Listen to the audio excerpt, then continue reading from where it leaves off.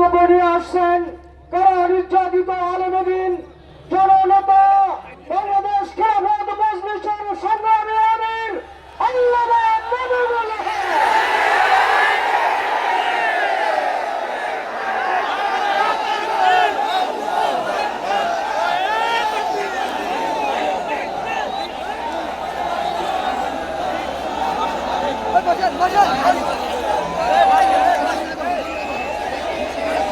السلام عليكم ورحمة الله.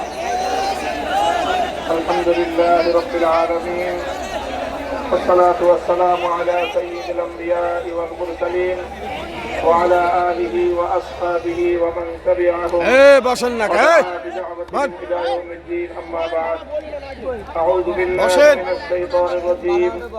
بسم الله الرحمن الرحيم. ويا أهل الكتاب تعالوا إلى كلمة سواء بيننا وبينكم ألا نعبد إلا الله ولا نشرك به شيئا ولا يتخذ بعضنا بعضا أربابا من دون الله. صدق الله العظيم.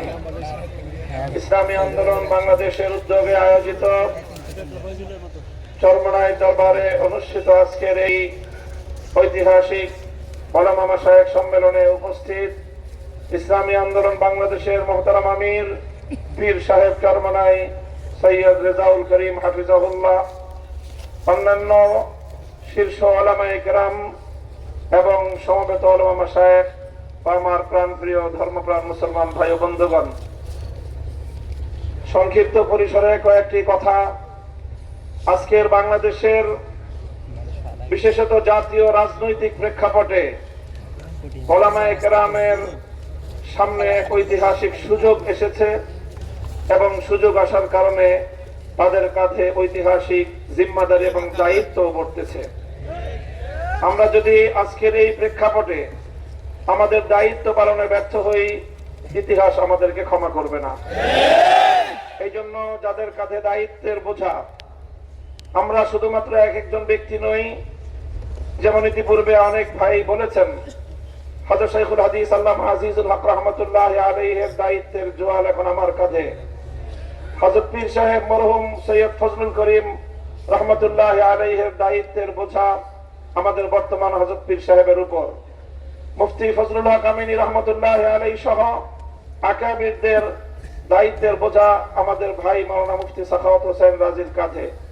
এমনি ভাবে আমরা বর্তমান প্রজন্ম আমাদের পূর্বসূরীদের রেখে যাওয়া একটি সুন্দর প্ল্যাটফর্মের উপর আজকে আমরা দাঁড়িয়ে আল্লাহর দ্বীনের কাজ করার সুযোগ পেয়েছি।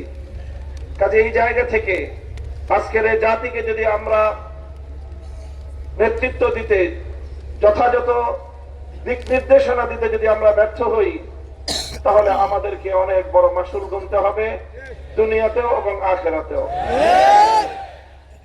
আমি আজকের যে জাতীয় চাহিদা, বিশেষ করে সারা বাংলাদেশের সকল ধর্মপ্রাণ শুধু নয়, যারা ধর্মকে ভালোবাসে অন্তত তারাও, ইসলাম প্রেমী সকল মানুষের অভিন্ন চাহিদা হলো ইসলামী নেতৃত্ব তারা ঐক্যবদ্ধভাবে জাতির সামনে অগ্রসর হোক, জাতির সামনে উপস্থিত হোক।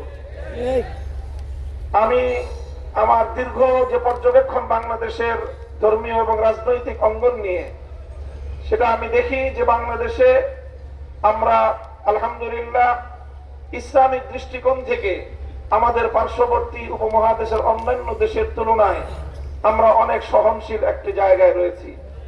আমাদের বাংলাদেশে ইসলামপন্থীদের মধ্যে পারস্পরিক ঈমান এবং কুফরির কোনো ইখতিলাফ নেই, মতবিরোধ নেই, যেটা আমাদের পার্শ্ববর্তী দেশগুলোতে রয়েছে। সেখানে শিয়া সুন্নির মতো জটিল বিরোধ রয়েছে। এরপরেও সেই সকল দেশগুলোতে আমাদের ওলামায়ে দেওবন্দ তারা নেতৃত্ব দিয়ে সেই শিয়া সুন্নি সহ অন্যান্য বাতিল পন্থীদেরকেও বৃহত্তর ঐক্যের মধ্যে তারা তাদেরকে সামিল করে জাতির সামনে ঐক্যবদ্ধভাবে নিজেরা উপস্থিত হয়েছেন।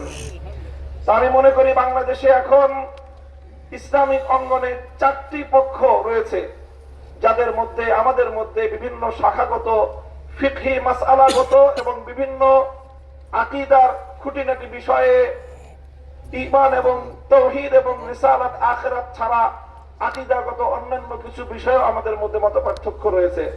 তবে আমরা সকলে একটি কথায় একমত, সেটি হলো আল্লাহর জমিনে আমরা ইসলামী হুকুমত কায়েম করতে চাই।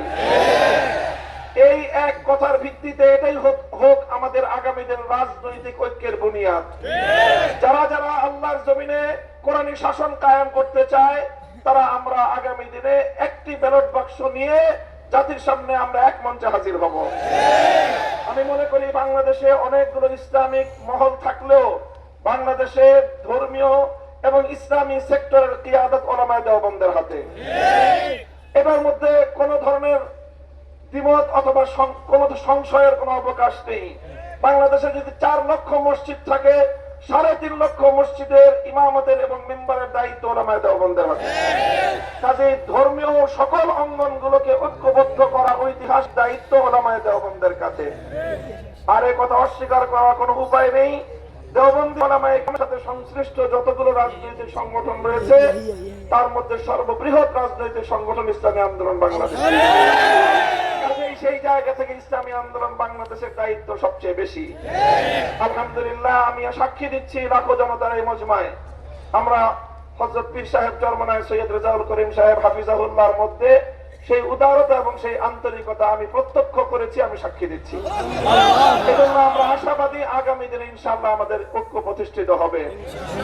এই জন্য আমাদের যে কথা আমরা একমত সেটা হলো আগে আমাদের উলামায়ে দেওবন্দের নেতৃত্বে যে সকল রাজনৈতিক সংগঠনগুলো পরিচালিত হচ্ছে আমরা আমাদের মধ্যে আমাদের ঐক্যকে আরো সংহত এবং মজবুত করব। ইতিমধ্যে আমির হেফাজত আল্লামা শাহ মুহিবুল্লাহ বাবুনগরী হাফিজাহুল্লাহর পক্ষ থেকেও আমাদেরকে সকল সংগঠনকে দাওয়াত দেওয়া হয়েছে। কাজে ইনশাআল্লাহ আমরা আশা করছি যে অদূর ভবিষ্যতে অনতিবিলম্বে আমাদের ঘরানার সবগুলো রাজনৈতিক সংগঠন আমরা সীসাগোলা প্রাচীরের মতো ঐক্যবদ্ধ হব। এরপরে বাংলাদেশে অপর 3টি ইসলামী ধারাকেও রাজনীতির ক্ষেত্রে আল্লাহর জমিনে ইসলামী হুকুমত কায়েম করার জন্য তাদেরকেও আমরা তাদের কাছে দাওয়াত নিয়ে যাব ইনশাআল্লাহ। সেটা হলো একদিকে বাংলাদেশে আরেকটি অঙ্গন রয়েছে আহলে হাদিস সম্প্রদায় হিসাবে বিশাল একটা সম্প্রদায় বাংলাদেশে রয়েছে। আমার যতদূর জানা তারাও এই বিষয়ে বর্তমানে অতীতের যে কোনো সময়ের তুলনায় উদার দৃষ্টিভঙ্গি লালন করছেন। ডক্টর আসাদুল্লাহ গালিব এবং মাওলানা আব্দুর রাজ্জাক বিন ইউসুফের নেতৃত্বে আহলে হাদিস ভাইয়েরা তারা রাজনৈতিক অঙ্গনে উলামায়ে উম্মতের সাথে উলামায়ে দেওবন্দের সাথে ঐক্য করার জন্য তারা প্রস্তুত রয়েছেন।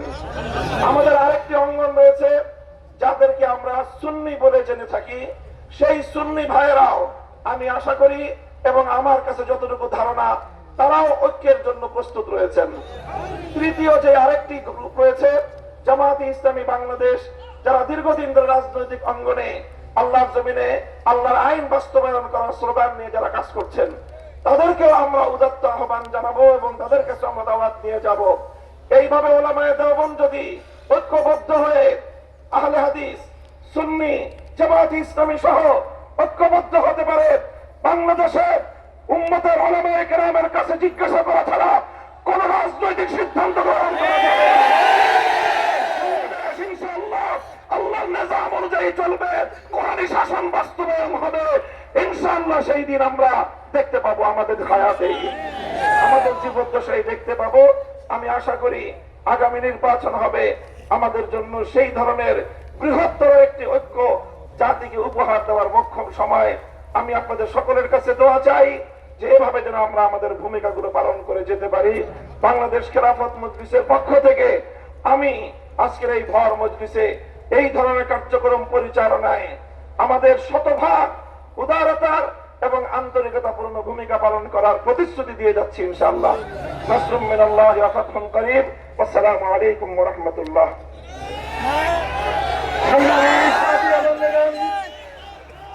ওলামা মাশায়েখ সম্মেলনের পর্যায়ে গুরুত্বপূর্ণ বক্তব্য রাখবেন ইসলামী আন্দোলন বাংলাদেশের